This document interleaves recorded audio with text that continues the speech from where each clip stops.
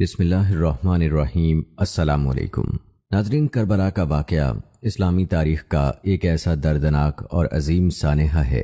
اس واقعے میں جہاں حضرت امام حسین رضی اللہ تعالی عنہ کی قربانی، صبر، استقامت اور حق پر ڈٹے رہنے کی مثالیں روشن ہیں، وہیں باطل کی طرف سے کچھ ایسے بدبخت کردار بھی سامنے آئے جنہوں نے انسانیت، رحم اور دین سب کچھ مٹا کر ظلم و سفاکی کی آخری حدیں عبور کر دیں۔ انہی بدترین چہروں میں ایک نام شمر بن ذل جوشن کا ہے۔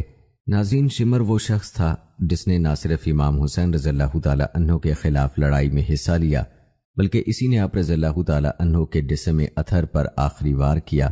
اس کی سنگ دلی، بے رحمی اور کردار کی پستی نے اسے تاریخ کا بدترین شخص بنا دیا۔ لیکن سوال یہ ہے، شمر آخر کون تھا؟ اس کا ماضی کیا تھا؟ وہ امام علی رضی اللہ تعالی عنہ کے لشکر سے یزیدی فوج میں کیسے پہنچا؟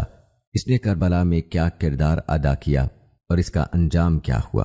آج کے اس ویڈیو میں ہم آپ کو شمر کی مکمل تاریخ، اس کی نفسیات، اس کی بدبختی اور اس کے عبرتناک انجام کے بارے میں بتائیں گے۔ ویڈیو کو آپ نے بغیر سکپ کیے مکمل دیکھنا ہے تاکہ آپ شمر کے کردار کے بارے میں مکمل تفصیل جان سکیں۔ ناظرین، یاد رکھیں، کربلا کا واقعہ اسلامی تاریخ کا وہ سیاہ باب ہے جس میں نواسۂ رسول صلی اللہ علیہ وآلہ وسلم، امام حسین رضی اللہ تعالی عنہ اور ان کے اہل بیت و اصحاب کو بے دردی سے شہید کیا گیا۔ اس واقعے میں کئی کردار ہیں جنہوں نے ظلم اور بربریت کی انتہا کی، مگر ان میں سب سے زیادہ بدنام اور شقاوت طلب انسان شمر بن ذل جوشن ہے۔ شمر کی سفاکی، بے غیرتی اور ظلمت پسندی نے اسے تاریخ کے بدترین کرداروں میں شامل کر دیا۔ آئیے آپ کو شمر کے کردار کی تفصیل بتاتے ہیں۔ ناظرین، آپ کو بتاتے چلیں کہ شمر کا مکمل نام شمر بن ذل جوشن ضبابی الکلبی ہے، جو اسلامی تاریخ کے ان سیاہ کرداروں میں سے ہے جنہوں نے انسانیت، ایمان اور اخلاقیات کی تمام حدیں پار کر کے قیامت تک کے لیے لعنت کا نشان بننے کا سامان کیا۔ اس کا تعلق بنو کلاب قبیلے سے تھا، جو عرب کے مشہور اور اثر و رسوخ رکھنے والے قبائل میں شمار ہوتا تھا۔ بنو کلاب کا نسب قریش کے قریبی قبائل میں آتا تھا، اس لیے شمر کا تعلق حسب نسب کے اعتبار سے ان قبائل سے تھا جنہیں عرب معاشرے میں عزت دی جاتی تھی۔ تحقیقات سے معلوم ہوتا ہے کہ شمر کی ابتدائی زندگی پر زیادہ تفصیل تاریخی کتب میں موجود نہیں۔ یہی وجہ ہے کہ شمر کی تاریخ پیدائش کے سلسلے میں صحیح اطلاع حاصل نہیں ہو سکی۔ شمر کے باپ کا نام شرحبیل بن عور بن عمر کے نام سے مشہور تھا۔ اس کا لقب ذل جوشن پڑھنے کی وجہ یہ بیان کی جاتی ہے کہ عرب میں یہی سب سے پہلا شخص تھا جس نے زرہ اپنے تن پر پہنا، اور یہ زرہ اسے بادشاہ ایران نے دی تھی۔ یا دوسرے قول کے مطابق اسے اس لیے ذل جوشن کہا جاتا تھا کہ اس کا سینہ کچھ ابھرا ہوا تھا، اور یہ قول بھی ہے کہ اس کا نام جوشن بن ربیعہ تھا۔ ذل جوشن نے پیغمبر اسلام کی خواہش کے مطابق اسلام لانے کو اہمیت نہیں دی تھی، لیکن فتح مکہ کے بعد جب مسلمان مشرکین پر کامیاب ہو گئے تو اسلام لایا۔ بعض روایات میں آتا ہے کہ شمر کی ماں کو برائی سے یاد کیا جاتا ہے، یہاں تک کہا جاتا ہے کہ بھیڑوں کو ادھر ادھر لاتے لے جاتے چراتے ہوئے گناہ سے آلودہ ہو گئی، اور شمر اسی غیر مشروع طریقے سے ہی دنیا میں آیا۔ اور یاد رہے کہ امام حسین رضی اللہ تعالی عنہ نے بھی واقعہ کربلا میں شمر کو بکری چرانے والی کے بیٹے کے نام سے خطاب کیا ہے۔ بعض روایات کے مطابق اس نے ابتدائی دور میں حضرت علی رضی اللہ تعالی عنہ کے لشکر میں شمولیت اختیار کی اور جنگ صفین جیسے اہم معرکوں میں شریک ہوا۔ جنگ صفین میں وہ امام علی کے لشکریوں میں سے تھا اور اس نے بظاہر اہل حق کا ساتھ دیا، تاہم حقیقت یہ ہے کہ اس کی نیت، رجحان اور شخصیت ابتدا ہی سے کجی کا شکار تھی۔ وہ جنگوں میں بہادری کم، سازش و منافقت زیادہ دکھاتا تھا۔ کچھ روایات سے معلوم ہوتا ہے کہ وہ جنگ کے دوران بھی اپنے ذاتی مفادات اور دنیاوی فائدوں کی طاق میں رہتا تھا۔ کہتے ہیں جنگ صفین کے بعد جب حضرت علی رضی اللہ تعالی عنہ کی شہادت ہوئی اور خلافت کا نظام بدلنے لگا تو شمر نے اپنے اصل رنگ دکھانے شروع کر دیے۔ وہ اہل بیت سے نہ صرف دور ہو گیا بلکہ دل میں ان کے خلاف حسد، بغض اور عناد بڑھنے لگا۔ اس کا دل دنیا کی محبت، اقتدار کی ہوس اور سازشوں کے زہر سے بھر چکا تھا۔ وہ اہل کوفہ میں رہتا تھا لیکن اس کا دل شام کی دربار نوازی کا اسیر ہو چکا تھا۔ چنانچہ جب یزید کی خلافت قائم ہوئی اور امام حسین رضی اللہ تعالی عنہ کے خلاف سازشیں ہونے لگیں تو شمر انہی اولین افراد میں شامل تھا جنہوں نے یزید کی حمایت میں اپنی وفاداری ظاہر کی اور کربلا کے سانحے میں مرکزی کردار ادا کیا۔ روایات بتاتی ہیں کہ شمر کی شخصیت کئی اخلاقی اور روحانی بیماریوں کا مجموعہ تھی۔ اس میں وہ تمام صفات موجود تھیں جو ایک انسان کو ذلت کے گہرے گڑھے میں گرا دیتی ہیں۔ وہ صرف ایک فوجی یا سپاہی نہیں تھا، بلکہ ایک ایسی شیطانی ذہنیت کا حامل شخص تھا جس نے تاریخ کے سب سے مقدس اور پاکیزہ خانوادے کے خلاف ظلم و ستم کی آخری حدیں عبور کیں۔ کہتے ہیں شمر کی سب سے بڑی بیماری اس کا نفاق تھا۔ اس نے اہل بیت کے ساتھ بظاہر تعلقات رکھے، حضرت علی رضی اللہ تعالی عنہ کے لشکر میں شامل ہوا، لیکن دل میں وفاداری دشمنوں کی تھی۔ اس کا کردار اندر سے کھوکھلا اور منافقانہ تھا۔ وہ زبان سے دین کی بات کرتا تھا مگر عمل میں صرف دنیا کی طلب تھی۔ کہا جاتا ہے کہ شمر اہل بیت سے شدید حسد رکھتا تھا، خاص طور پر امام حسین رضی اللہ تعالی عنہ کی عزت، ان کے ماننے والوں کی محبت اور ان کے پاکیزہ کردار سے جلتا تھا۔ یہی حسد اسے اس حد تک لے گیا کہ اس نے امام حسین رضی اللہ تعالی عنہ کے قتل میں نہ صرف شرکت کی بلکہ آخری وار بھی اسی کے ہاتھ سے ہوا۔ شمر ان لوگوں میں سے تھا جو دین کو دنیا کے عوض بیچ دیتے ہیں۔ اسے یزید کے دربار سے مال، منصب اور طاقت کا لالچ تھا۔ اس نے اپنے ضمیر، ایمان اور آخرت سب کچھ دنیا کی وقتی چمک کے بدلے قربان کر دیا۔ شمر نہایت چالاک اور مکار انسان تھا۔ اس نے اہل کوفہ کے اندر خوف پھیلانے، امام حسین رضی اللہ تعالی عنہ کے قافلے پر دباؤ بڑھانے اور عمر بن سعد جیسے لوگوں کو گمراہ کرنے میں بھرپور کردار ادا کیا۔ یاد رکھیں شمر کا کردار محض ایک قاتل کا نہیں تھا، بلکہ وہ اس منافق اور ظالم نظام کا نمائندہ تھا جس نے دین کے نام پر دنیا حاصل کرنے والوں کو پیدا کیا۔ اس کی شخصیت ہمیں خبردار کرتی ہے کہ اگر دل سے ایمان نہ ہو تو نسب، علم اور ظاہری دینداری کچھ فائدہ نہیں دیتی۔ ناظرین، یہ تھا مختصر تذکرہ شمر کی شخصیت کے حوالے سے۔ آئیے اب بات کرتے ہیں کربلا میں شمر کے کردار کی۔ روایات کے مطابق شمر بن ذیل جوشن کربلا کے دل خراش سانحے میں ایک مرکزی بلکہ سب سے زیادہ سفاک کردار کے طور پر سامنے آیا۔ جب یزید بن معاویہ نے خلافت کے نام پر ظلم کی بنیاد رکھی اور امام حسین رضی اللہ تعالی عنہ کو بیعت پر مجبور کرنے کا فیصلہ کیا تو اس مقصد کے لیے کوفہ میں عبید اللہ بن زیاد کو گورنر بنا کر بھیجا گیا۔ عبید اللہ نے امام حسین رضی اللہ تعالی عنہ کے خلاف جنگی تیاریاں شروع کیں اور کوفہ و بصرہ کے قبائل سے جنگجو افراد جمع کیے تو ان میں شمر کو نہ صرف شامل کیا گیا بلکہ اسے ایک بڑا اور اہم فوجی عہدہ بھی دیا گیا۔ شمر کی عبید اللہ سے قربت کی ایک بڑی وجہ اس کی ظالم طبیعت، جنگی تجربہ اور اہل بیت علیہ السلام کے خلاف بغض تھا۔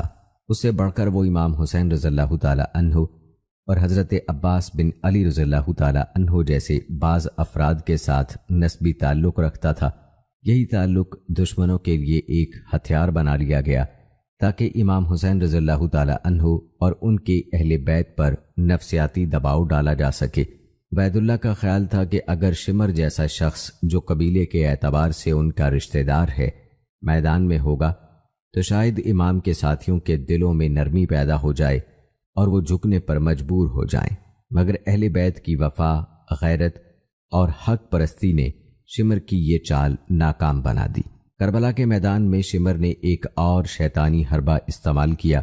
اس نے امام حسین رضی اللہ تعالی عنہ کے وفادار بھائی حضرت عباس بن علی رضی اللہ تعالی عنہ کے لیے عبید اللہ بن زیاد کی طرف سے ایک امان نامہ لے کر بھیجا۔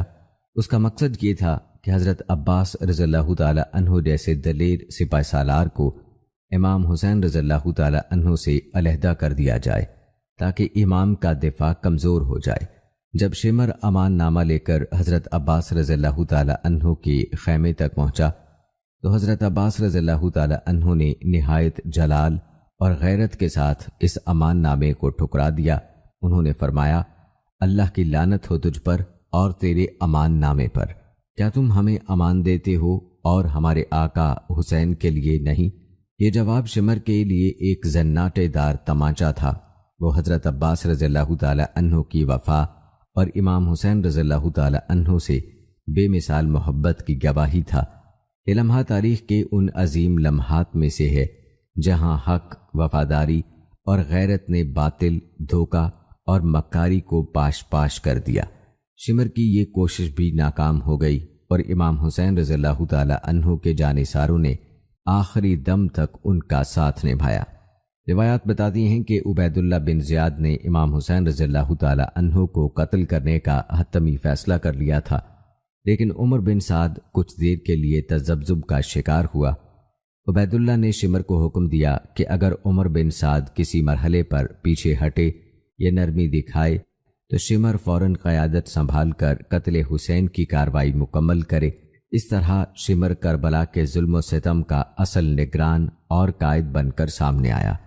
آپ کو مزید بتاتے چلیں کہ شمر کی قیادت میں کربلا کے میدان میں جو مظالم ڈھائے گئے وہ انسانی تاریخ کے سیاہ ترین باب ہیں۔ آئیے ان مظالم پر مختصراً روشنی ڈالتے ہیں۔ روایات کے مطابق شمر نے امام حسین رضی اللہ تعالی عنہ، ان کے بچوں، خواتین اور اصحاب پر پانی بند کر دیا۔ ندی فرات ان کے سامنے تھی، مگر شمر کے حکم پر سپاہیوں نے نہر کے کنارے پہرا دے کر اہل بیت کو پیاسا رکھا۔ 3 دن کی پیاس، بچوں کی فریاد اور خواتین کی بے بسی، سب کے ذمہ دار شمر جیسے ظالم تھے۔ ناظرین، شمر نے نہ صرف امام حسین رضی اللہ تعالی عنہ کو شہید کیا بلکہ شہادت کے بعد ان کے جسم اطہر کی بے حرمتی کی۔ روایت ہے کہ جب امام حسین رضی اللہ تعالی عنہ میدان میں زخمی پڑے تھے تو شمر نے آگے بڑھ کر ان کے گلے پر وار کیا اور ان کا سر تن سے جدا کیا۔ اس مکروہ عمل کے بعد بھی لاشوں پر گھوڑے دوڑانا، نیزے مارنا اور خیمے جلانا سب شمر کے حکم پر ہوا۔ اس کے علاوہ شمر نے حضرت زینب، حضرت سکینہ اور دیگر بیبیوں کو نہایت بے ادبی سے قید کر کے کوفہ و شام کی گلیوں میں گھمایا۔ ان کے سروں سے چادر چھیننا، انہیں بے پردہ قافلوں میں لے جانا ظلم کی وہ انتہا تھی جس نے قیامت تک شمر کے کردار کو لعنت کا نشان بنا دیا۔ کہتے ہیں جب امام حسین رضی اللہ تعالی عنہ کربلا پہنچے تو سعد کے بیٹے عمر، جو کوفہ کے لشکر کا کمانڈر تھا، جو جنگ و خون سے بچنے کا ارادہ رکھتا تھا اور مصالحت آمیز حل کی راہ پر چل ہی رہا تھا، لیکن شمر کو ایسا لگا کہ ابن زیاد بھی ابن سعد کے ارادے کے موافق ہے، تو اس نے اسے امام کے ساتھ جنگ کے لیے ابھارا۔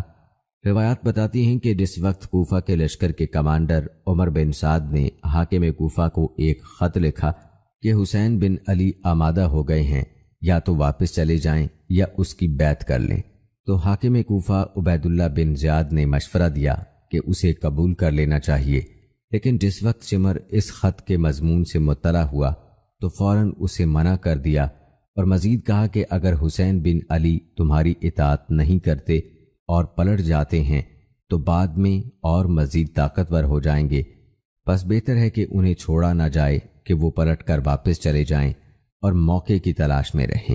یوں عبید اللہ نے شمر کے مشورے کو قبول کر لیا اور اسے 4000 سپاہیوں کا سردار بنا کر نیز ایک خط اسی کے ہمراہ کربلا میں کوفہ کی فوج کے کمانڈر عمر بن سعد کی طرف روانہ کیا تاکہ امام حسین سے مطالبہ کرے کہ یا تو بیعت کر کے سر تسلیم خم کر دیں یا پھر جنگ کے لیے تیار ہو جائیں۔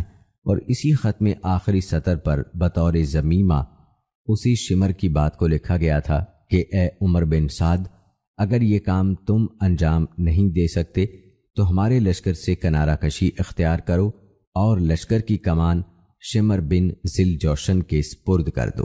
کہتے ہیں کہ عاشورہ کی صبح کے دن شمر ابن سعد کے لشکر میں بائیں بازو کی فوج کی سرداری کا عہدہ اپنے ذمے لیے ہوئے تھا۔ جب عبداللہ بن عمیر کلبی شہادت کو پہنچے تو اسی شمر نے اپنے غلام رستم کو حکم دیا کہ وہ ایک نیزے سے زوجہ عبداللہ کو قتل کر دے جو ان کے سرحانے تشریف فرما تھیں۔ نتیجے میں پہلی خاتون میدان کربلا میں درجہ شہادت کو پہنچی۔ روایت کی جاتی ہے کہ عاشورہ کے دن شہادت امام حسین رضی اللہ تعالی عنہ سے پہلے شمر نے ارادہ کیا کہ جس خیام کے اندر امام کا ساز و سامان اور حضرت کے اہل حرم تھے اس خیمے پر حملہ آور ہو کر انہیں تاراج کر دے، لیکن امام نے اسے اس کام سے سختی سے روکا اور شمر واپس پلٹ گیا۔ البتہ یہ شمر ہی تھا کہ جس نے تیر اندازوں کو حکم دیا کہ وہ لوگ امام حسین کے بدن مبارک کو نشانہ بنائیں۔ پھر اسی کے حکم کے مطابق تمام سپاہیوں نے امام حسین کی طرف حملہ کیا، اور تاریخ گواہ ہے کہ امام حسین رضی اللہ تعالی عنہ کے جسم اطہر پر آخری وار شمر نے کیا۔ یاد رکھیں 10 محرم الحرام 61 ہجری کا دن تاریخ انسانیت کا سب سے المناک دن تھا۔ عاشورہ کے دن امام حسین رضی اللہ تعالی عنہ تنہا رہ گئے تھے۔ ان کے تمام ساتھی، اہل بیت اور وفادار اصحاب ایک ایک کر کے شہید ہو چکے تھے۔ امام زخموں سے چور، پیاس سے نڈھال اور جسمانی لحاظ سے کمزور ہو چکے تھے، لیکن روحانی قوت سے لبریز تھے۔ انہوں نے دشمنوں کے سامنے اپنی آخری دعا کی، سجدے میں گرے اور اللہ کی بارگاہ میں خود کو پیش کر دیا۔ یہ وہ لمحہ تھا جب ظلم نے اپنی انتہا کو چھو لیا۔ مورخ